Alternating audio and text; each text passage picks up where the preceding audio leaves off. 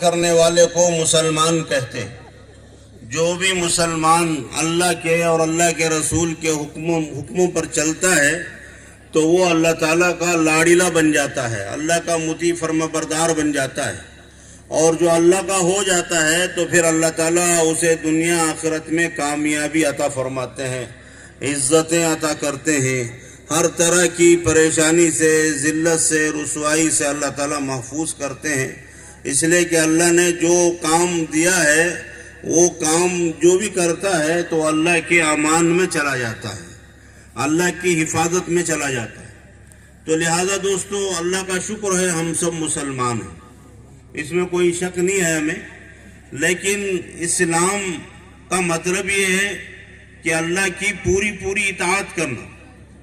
ایسا نہیں ہے کہ ہمارے بس میں جو ہو، ہماری سمجھ میں جو آئے، ہماری عقل میں جو آئے، یا اور آگے چل کر ہماری جو خواہش ہو اس پر ہم عمل کریں گے، اور ہماری خواہش کے کوئی خلاف پڑتا ہے، ہماری عقل کے کوئی خلاف پڑتا ہے، ہماری سمجھ میں کوئی بات آتی نہیں ہے تو اس پر ہم عمل نہیں کریں گے، تو ایسا کرنے والے نام کے مسلمان ہوں گے، حقیقت میں مسلمان نہیں ہوں گے۔ اس لیے کہ مسلمان کا مطلب یہ ہے کہ وہ شروع سے لے کر آخر تک کی پوری زندگی اللہ کے حکموں کے تابع کرے، اور اس کا زندگی کا ہر عمل جو بھی وہ کام کرتا ہے وہ اسلام اور جو ہے اللہ کے نبی صلی اللہ علیہ وسلم کی شریعت کے تابع ہو، تو پھر چل کر جو ہے وہ حقیقت میں مسلمان بنے گا۔ جب بنے گا تو وہ ساری دنیا کے لیے نمونہ بنے گا، ہدایت کا ذریعہ اور جو ہے ہدایت کا سامان بنے گا۔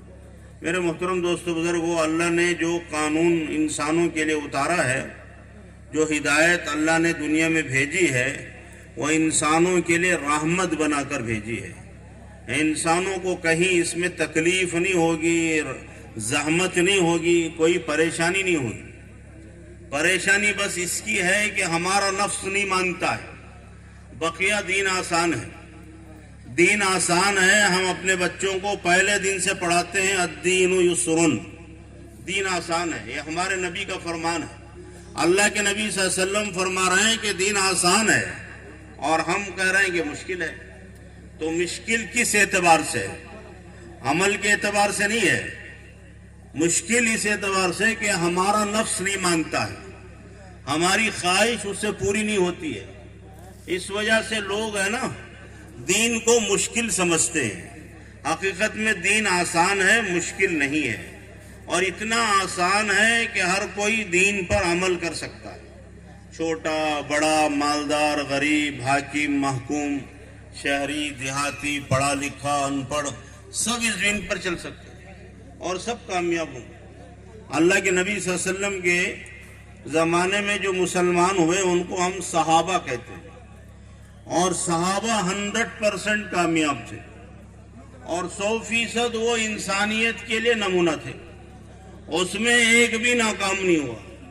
ہمارا عقیدہ ہے کہ صحابہ سب کے سب عدول ہیں، یعنی انصاف پسند ہیں۔ انہوں نے کوئی بات کہہ دی تو امت کے لیے وہ بات جو ہے رہبری کے لیے کافی ہے، اس کی تصدیق کے لیے کافی ہے کہ صحابی نے فرمایا ہے، معلوم ہو گیا کہ کسی صحابی نے کہا ہے، سچی بات ہے، تو اسے سارے مسلمان مان لیں، کیونکہ اللہ کے نبی کی صحبت میں رہ کر انہوں نے جو دین سیکھا تھا وہ دین پر 100% عمل کرتے، کسی میں سستی نہیں کرتے تھے، کسی کام میں آگے پیچھے نہیں کرتے تھے۔